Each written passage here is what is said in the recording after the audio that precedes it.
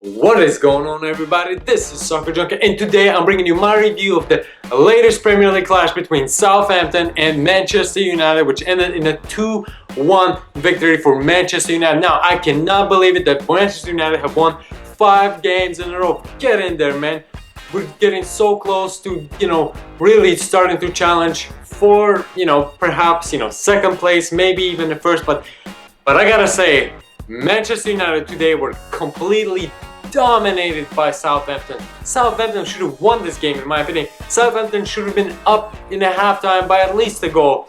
But unfortunately for them, that was not the case on the pitch. Now, Manchester United started this game with Robin Van Persie and Wayne Rooney playing up front as 2 strikers, with Juan Mata playing just behind them. And one thing that I didn't like is the fact that we're playing 3 at the back.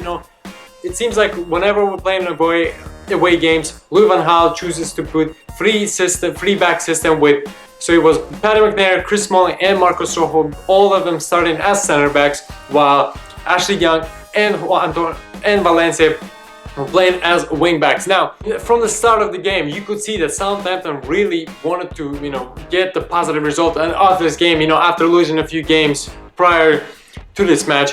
And right away, they put a lot of pressure on Manchester United defenders, and just basically whenever United were in possession, it was a high pressure from Southampton players, really trying to get the ball back as quickly as they can and create something going forward. Really, Southampton started the game very bright. I gotta say, the first minutes of the match, they completely dominated this game, to be honest. However, for Southampton, it was Robin Van Persie who opened up the score in this game against the run of play completely, when Fonte, I think that's his name, is the Southampton defender, decides to pass the ball to his keeper without even looking where he was passing the ball to. Obviously he knew that his keeper was going to be there in the vicinity, but he passes the ball, doesn't look where he's passing to. Robin Van Persie gets on the ball, puts the ball in the net to make it 1-0 for Manchester United, completely against the run of play for Manchester United. And really, Fonte, what are you doing, man?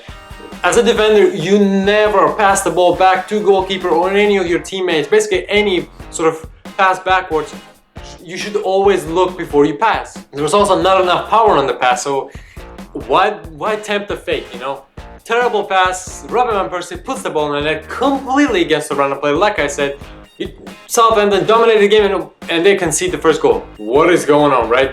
This is the Premier League.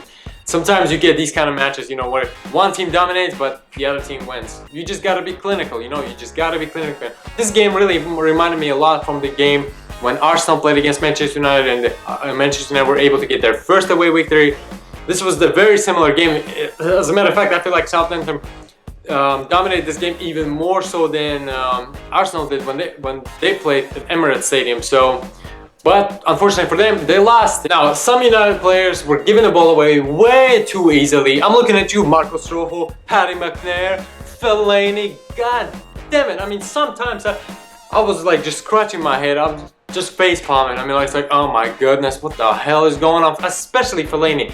Today, Fellaini, he had great games in recent, he had I wouldn't say great, but he had a really good run of games lately. But this game, he was absolutely awful. It was a nightmare of a game for Fellaini.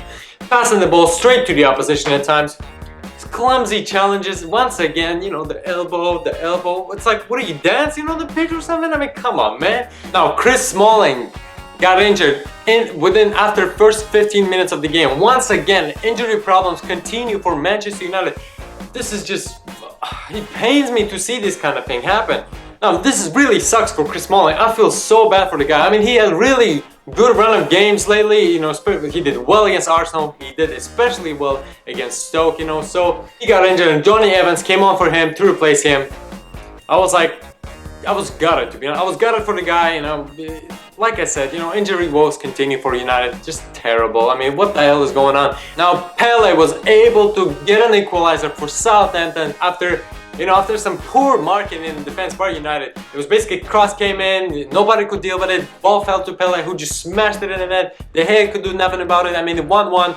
Finally, Southampton were back into play, and it felt like, to me, as a United fan, it felt like, okay, some justice was done, because Southampton, like I said, were dominating this game. The whole game, pretty much. Just really not allowing United to have any possession, have any meaningful passes. Times United were not able to get a string of passes together. It was just so, you know, pedestrian-like, you know, unimpressive from Manchester United today. But now Manchester United were able to get the result, which is, you know, at the end of the day, that's the most important thing. We were able to get the result, we were able to win 5 games in a row, back in 3rd place. Let's do something about it. Now, Ander Herrera came on for Paddy McNair towards the end of first half, and to me, this move was kind of like, I was just scratching my head a little bit. I was like, what the hell is going on? And after he came on, and it was 100% tactical decision. It wasn't, Paddy McNair was not injured, thank God. But, you know, when Ander Herrera came on, Michael Carrick, for 2 or 3.5 minutes, same thing with Wayne Rooney, they were like, what the hell is going on? Hey, what am I supposed to be playing? They were completely, you know, out of sorts. It was a chaos. The final 5 minutes of the first half were completely chaos for Manchester United because Michael Carrick were trying to find his spot on the field.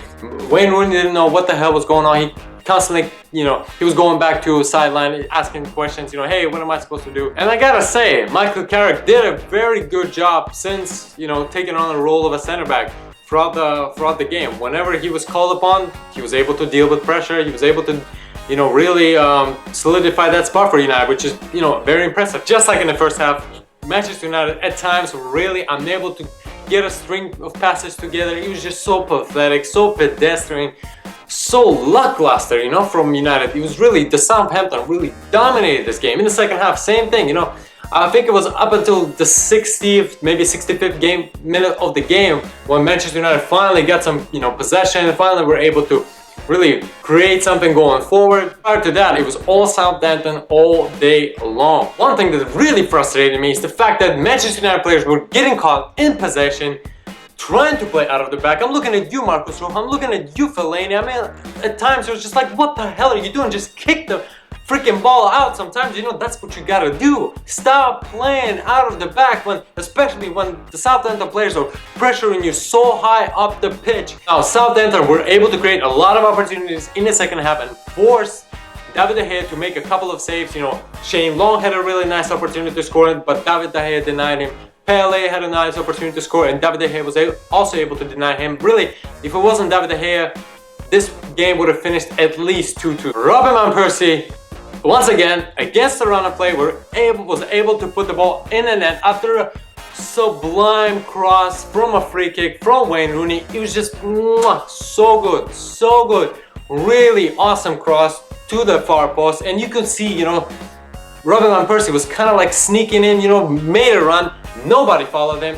Put the ball in there with a brilliant finish outside of the foot, right between the keeper's legs. I mean, nutmeg the guy. It was absolutely awesome goal for Robin Van Persie. And I'm happy that he was able to get 2 goals today and really get his confidence back. You could see it after the game. He was all smiles, you know, really energized, and I hope he will continue to perform at a high level. Now, in the closing moments of the game, Pelle had a really good opportunity for Southampton to put the ball in the net and really level the score, but David De Gea was able to deny him with an awesome save.